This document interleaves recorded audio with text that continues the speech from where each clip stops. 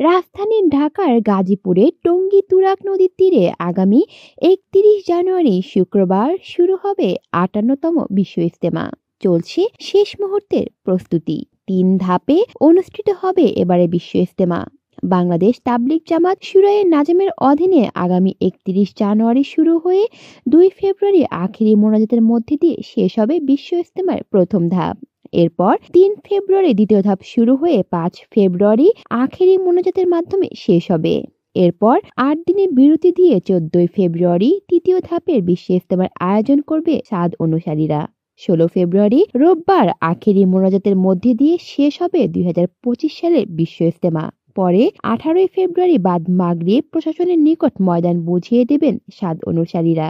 তুরাগ নদীর তীরে ইজতেমার ময়দান প্রস্তুতি শেষ পর্যায়ে, কাজ চলছে দ্রুত গতিতে এগিয়ে। দেশ বিদেশি আগত মুসল্লিদের জন্য উত্তর পশ্চিমে তৈরি হয়েছে বয়ান মঞ্চ। বয়ান মঞ্চের পশ্চিম পাশে বিদেশি মেহমানদের থাকার ব্যবস্থা। মুসল্লিদের পারাপারের জন্য তুরাগ নদীর ওপর ৫টি ভাসমান সেতু নির্মাণ করেছেন সেনাবাহিনী। কলি শিকদার, বাংলা নিউজ নেটওয়ার্ক।